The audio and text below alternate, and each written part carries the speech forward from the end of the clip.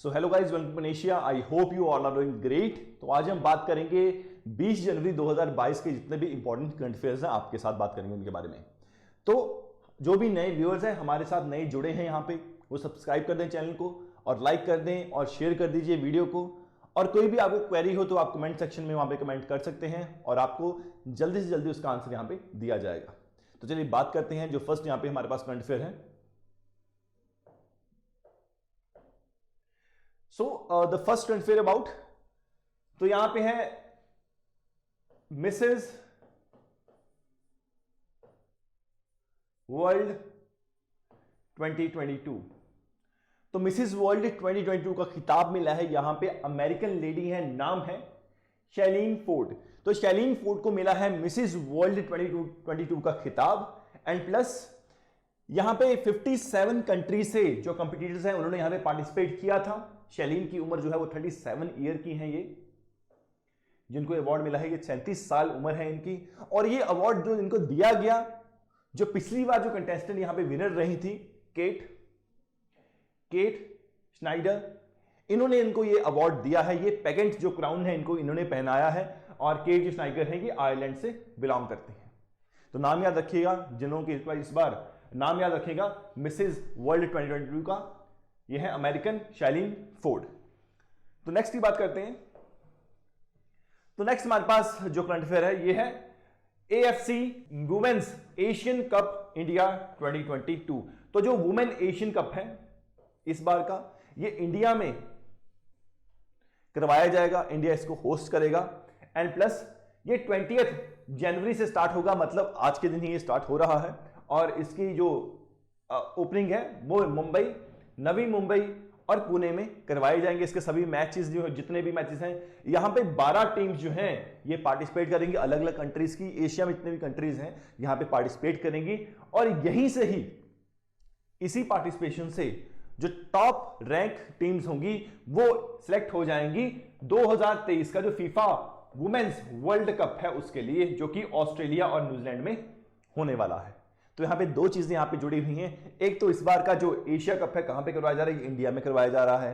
कहां पे होगा? मुंबई, नवी मुंबई और पुणे में होगा। एंड प्लस उसके बाद जो सेकंड है, यहां पे क्वेश्चन क्लियर हो रहा है आपके सामने कि 2023 में जो फीफा वुमेन्स वर्ल्ड कप होगा वो कहां पर होगा? वो होगा ऑस्ट्रेलिया और न्यूजीलैंड में। और यहीं से ही एशिया की टीम्स भी चुन के जाती हैं जो इस कप में विजेता रहेंगी, या बढ़िया टीम्स रहेंगी वो वर्ल्ड कप के लिए सिलेक्टेड रहेंगी। तो चलिए नेक्स्ट की बात करते हैं। तो नेक्स्ट करंट अफेयर हमारे सामने है। सो नेक्स्ट है हमारे पास Davos agenda and plus World Economic Forum. तो वर्ल्ड इकोनॉमिक फोरम के साथ दावोस एजेंडा, यहां आपको पता होगा, आपको नरेंद्र मोदी ने यहां पे स्पीच दी थी और उस स्पीच के दौरान थोड़ी सी यहां पे उनको टेक्निकल ग्लिच भी हुआ था, जिसके कारण बहुत से मुद्दे सरगर्मियों में रहे थे। एंड जहां पे उन पे थोड़े से आरोप लगे कि ये थोड़े से टेलीप्रॉम्प्टर जो हैं उनके थोड़ी फॉल्ट आ गया, उनकी वजह से नहीं कर पाए। बट एक्चुअली कोई ऐसा बात नहीं थी। वहां पे एक टेक्निकल ग्लिच आया जिसके कारण थोड़ी टाइम के लिए ये जो मीटिंग है ये थोड़ी टाइम के लिए यहां पे बंद रही, बट उसके बाद अगेन स्टार्ट हो गई थी। तो यहां पे नरेंद्र मोदी ने इस दावोस एजेंडा में बात की और इंडिया का इनिशिएटिव बताया कि इंडिया किस तरह से वर्ल्ड पॉपुलेशन का बहुत बड़ा एक हिस्सा है यहां पे। और प्लस बहुत ही जो इमिशंस हैं हमारे वो भी बहुत हैं, पर हमने बहुत एक अपने पेरिस समझौते के बाद बहुत से ऐसे हमारे जो कोल प्लांट्स हैं एंड हमारे इमिशंस हैं उनको बहुत ज्यादा कम कर दिया है हमने आज के टाइम पे। और हमारा एजेंडा है कि आने वाले 10 साल तक हमारा इमिशन बहुत ज्यादा ही हम कम कर देंगे। तो यहां पे साथ ही साथ ये जो दावोस एजेंडा रहा, यहां पर भी P3 मूवमेंट का ऐलान किया नरेंद्र मोदी ने, मतलब इंडिया की तरफ से इन्होंने P3 का ऐलान किया, जहां पे हम कह रहे हैं P3 का मतलब है pro planet people. Pro planet people. तो याद रखेंगे प्रो प्लेनेट पीपल का मतलब क्या है यहां पे, कि आज का जो कल्चर बन चुका है हमारी सोसाइटी में कि हम कोई भी चीज को यूज करते हैं देन हम उसे थ्रो कर देते हैं, मतलब यूज एंड थ्रो का जो कल्चर है उसको हमने चेंज करना है। यहां पे ये बात की गई नरेंद्र मोदी के द्वारा कि जो चीजें हम एक बार में यूज करते हैं, थ्रो कर देते हैं, बल्कि हमें एक रिसाइकल का सिस्टम जो है, सर्कुलर इकोनॉमी का सिस्टम जो है उसको यहां पे इजाद में लेके आना चाहिए। और ये चीज को हर जगह प्रचलित करना चाहिए ताकि हर जगह ये इकोनॉमिक लेवल पे और वर्ल्ड लेवल पे रहे। हालांकि इंडिया एक डेवलपिंग कंट्री है, बट इंडिया ने अपनी डेवलपमेंट को भी यहां पे साथ में उतने ही डेवलप करेंगे, प्लस हम अपनी इकोनॉमी को एक सर्कुलर इकोनॉमी बनाएंगे जहां पे चीजों को यूज करके रिसाइकल फिर से किया जाए और कम से कम इमिशन या कम से कम पॉल्यूशन यहां पे हो। इसलिए ये एजेंडा बहुत ज्यादा इंपॉर्टेंट है, याद रखेंगे। P3 के नाम से बहुत ज्यादा ये प्रचलित भी है और साथ में इसको हम प्रो प्लैनेट पीपल भी कहते हैं, याद रखेंगे दावोस एजेंडा।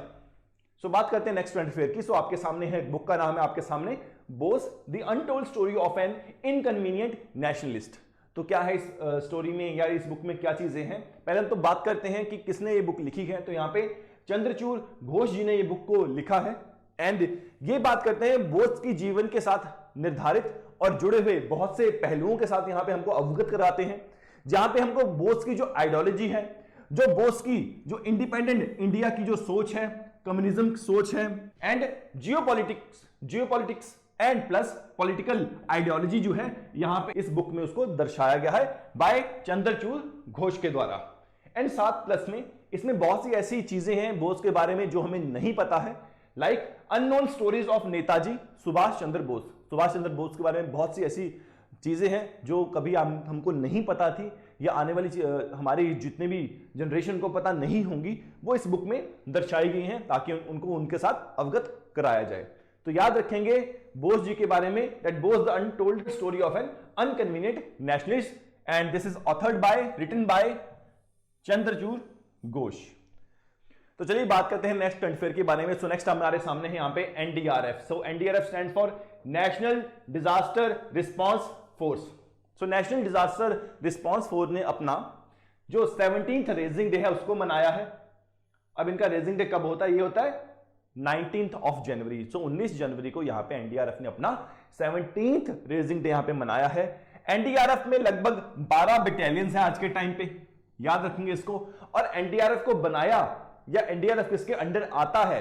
तो एनडीआरएफ आता है नेशनल डिजास्टर मैनेजमेंट अथॉरिटी के अंदर आता है, एनडीएमए के अंदर आता है, नेशनल डिजास्टर मैनेजमेंट अथॉरिटी के अंदर आता है। और इसको बनाया गया था एनडीएमए को डिजास्टर मैनेजमेंट एक्ट के द्वारा 2005 में, और 2006 में बनाया गया था एनडीआरएफ को on 19th of January.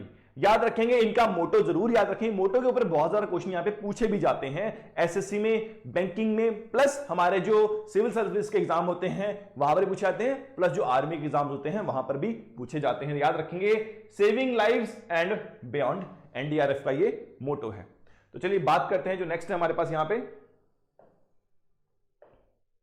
So next current affair है, बहुत ही एक अच्छा करंट अफेयर है यहां पे।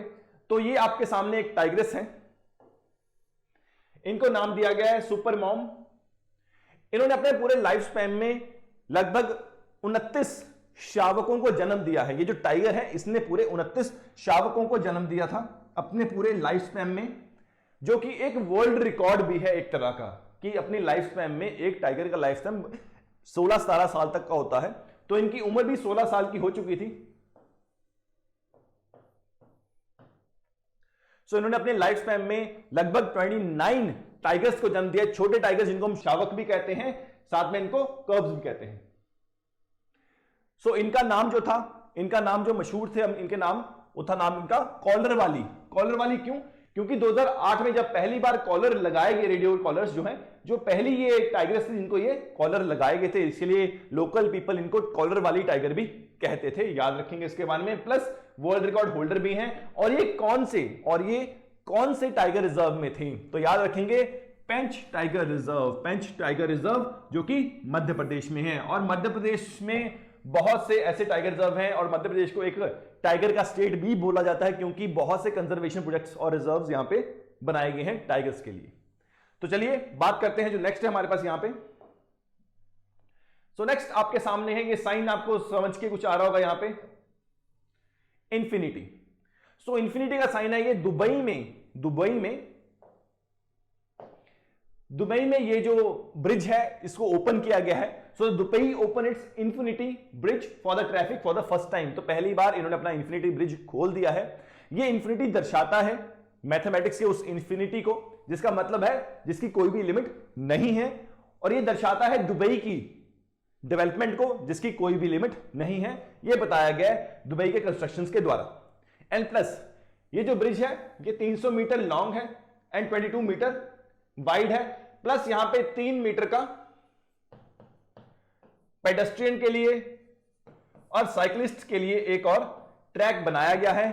और ये ब्रिज जो है ये कौन सी दो जगहों को जोड़ता है, तो ये जोड़ता है डेरा और बुर दुबई को, याद रखेंगे इसके बारे में। चलिए बात करते हैं जो नेक्स्ट है हमारे पास यहां पे करंट अफेयर। सो नेक्स्ट की बात करें, आपके सामने है ये, इनका नाम है रोबेटा मेट्सोला। सो रोबेटा मेट्सोला जो है ये माल्टा से बिलोंग करती हैं, माल्टा कंट्री से बिलोंग करती हैं। तो इनको चुन लिया गया है as the European Union parliament की प्रेसिडेंसी के लिए, मतलब इनको प्रेसिडेंट बनाया गया है यूरोपियन यूनियन की पार्लियामेंट में, याद रखेंगे इनके बारे में। एंड प्लस जो प्रीवियस थे फॉर्मर डेविड सैसोली जी, इनका देहांत हो गया रिसेंटली, तभी जो नए इलेक्शन करवाए गए और वहां पे इन्होंने वोटिंग को जीता है। और ये यंगेस्ट प्रेसिडेंट भी हैं आज तक की यूरोपियन यूनियन की, और ये थर्ड लेडी हैं to be elected as the president of European Union, याद रखेंगे इसके बारे में। प्लस अब यूरोपियन यूनियन के जो हेडक्वार्टर्स हैं कहां पे हैं, ये है स्ट्रैसबर्ग फ्रांस में। एंड प्लस 10 सितंबर 1952 को इसकी स्थापना हुई थी, मतलब 10 सितंबर 1952 को इसकी फाउंडेशन हुई थी, याद रखेंगे इसके बारे में। So guys, this was the important current affair for today's session 20 जनवरी 2022। तो मिलते हैं नेक्स्ट सेशन में, तब तक के लिए अपना ख्याल रखिए और कोविड से अपना बचाव रखिए, मास्क लगाया कीजिए, एंड मिलते हैं कल को। Thank you.